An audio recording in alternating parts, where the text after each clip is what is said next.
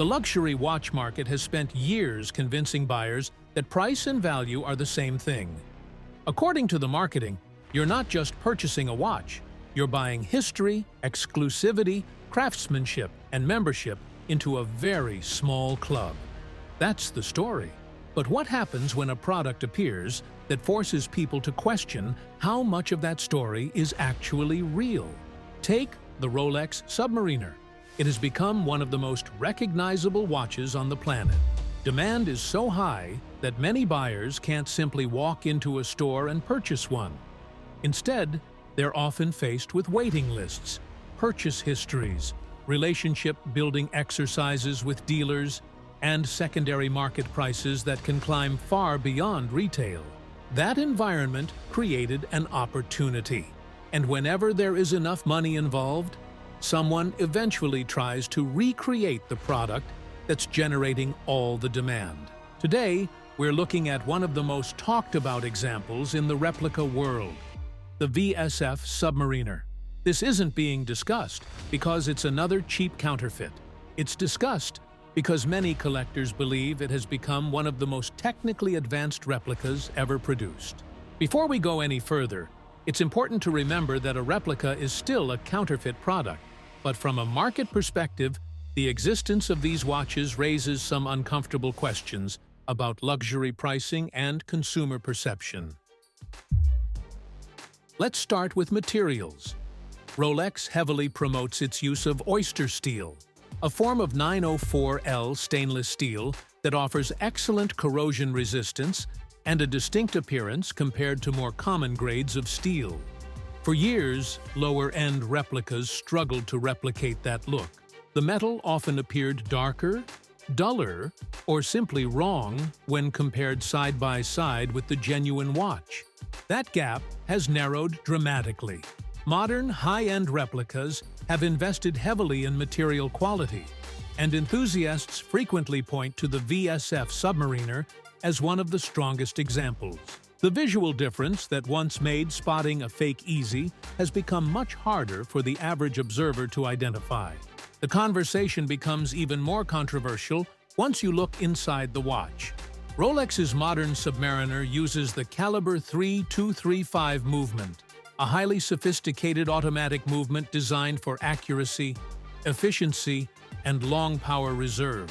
On paper, it's one of the company's most impressive mechanical achievements. Replica manufacturers understood that simply making the outside look correct wasn't enough anymore. Buyers wanted the internal architecture to resemble the genuine product as well.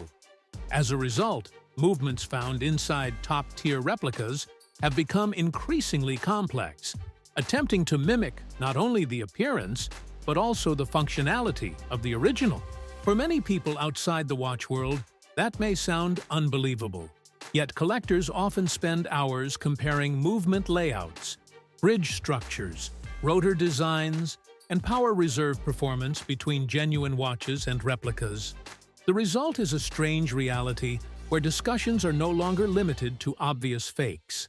Instead, people are debating tiny details that require magnification, specialized tools, and years of experience to identify. The visual similarities continue across the rest of the watch. The crystal, the date magnification, the bezel action, the dial printing, and even the way light reflects across different surfaces have all become major areas of focus for replica manufacturers. Features that once immediately exposed a counterfeit now require significantly closer inspection. That doesn't mean the replicas are perfect. Under extreme magnification, differences still appear. Dial printing can show minor inconsistencies. Hand finishing is usually less refined. Loom performance often falls short of the genuine article over extended periods.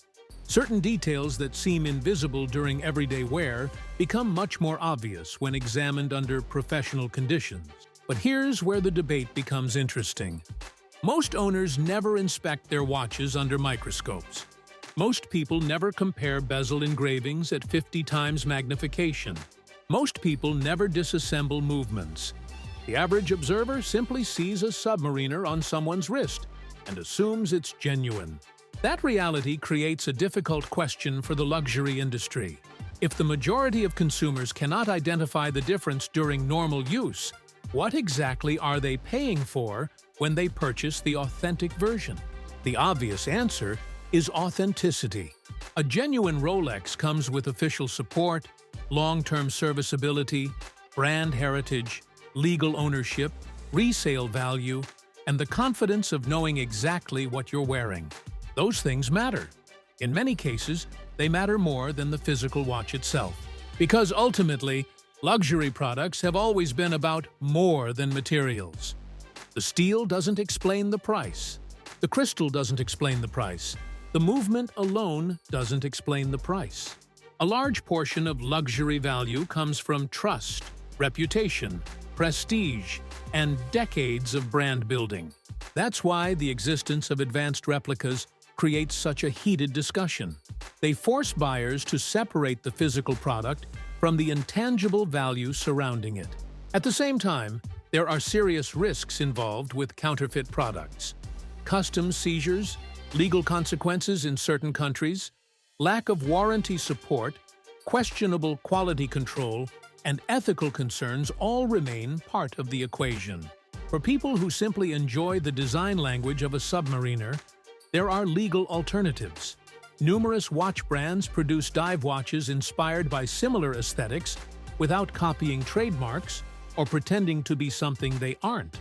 Yet despite those options, many buyers continue seeking replicas for one reason: they want the original name on the dial. And that may be the biggest lesson of all.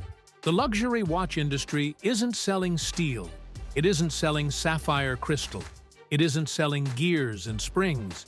It's selling identity. The VSF Submariner has become a controversial symbol because it challenges buyers to think about where value actually comes from. Is it the physical object itself, or is it the story attached to that object? That's the debate that continues to divide collectors, enthusiasts, and the entire luxury watch market. So let me ask you this. If two watches looked almost identical on the wrist, but one carried the heritage, authenticity, and status of the original, while the other cost a fraction of the price, which one would you choose? And more importantly, why?